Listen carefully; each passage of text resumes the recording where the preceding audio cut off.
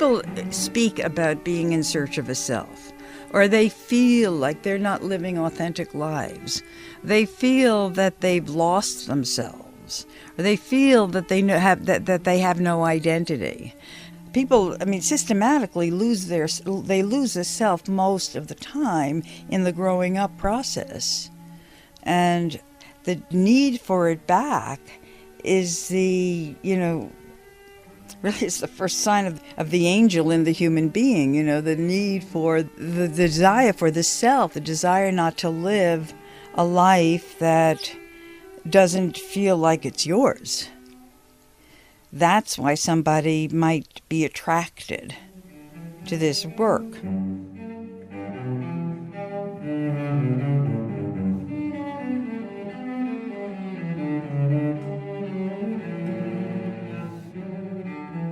It's a perfect position for the initial zone of the creative process, which is receiving the information that you get from yourself. Receiving information from yourself is the first place you have to be able to express your thoughts freely, be able to think about your thoughts freely. That's where creativity begins. I always say this work is really about thinking, and we use writing as a tool. It's not about writing, but if you are a writer, it does cover the first criterion that every writer needs to have, which is access to their thoughts. This is about thinking. This is using writing to alter your thinking, and to first of all to recognize your thinking, and then it will alter on its own. The process carries over into life, and when it starts, depends on how much you do it, or where you are in life when you're beginning to do it. But that is the beginning of, that's the beginning of true self-control. That is the beginning of deconditioning ourselves and coming closer to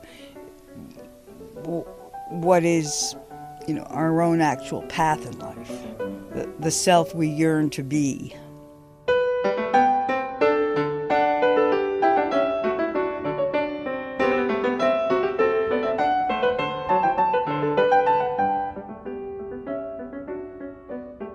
Most of what you say is simply a doorway to what you're saying. It's not, give the example of saying, I love my mother, or I hate my mother. Let's say, I love my mother. Who loves your mother? What do you mean by love? And what do you mean by mother? Most of what you know about that is inside you. Most of what you know about everything you say is not said. What you say is just a doorway to that. Turn toward it, enter into it, and begin to express the more of what you know that isn't being said but is just being indicated by the words you say.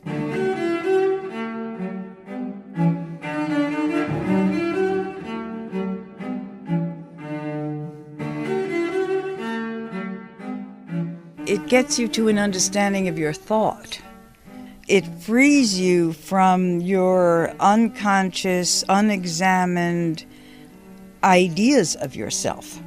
It loosens the bonds between what you're conditioned to think, or what you have conditioned yourself to think, or what you made of things when you were 2 and 20 and 40. All through your life, you've been understanding yourself, and you've been in relation to yourself in some way, and understanding the world and in relation to the world in some way. And all of that is sort of ragged conglomeration of various stages of various capacities to understand that you've had. But so much of our thinking is habitual and not free. For you to have any freedom at all, and creative freedom to begin with, or any kind of freedom, you have to be in a harmonious relationship with those thoughts. That shifts your relationship to your ordinary consciousness. Really, it all comes down to is how is consciousness altered? And can consciousness be altered by writing in some form? And it can. And this is a form of writing that alters consciousness.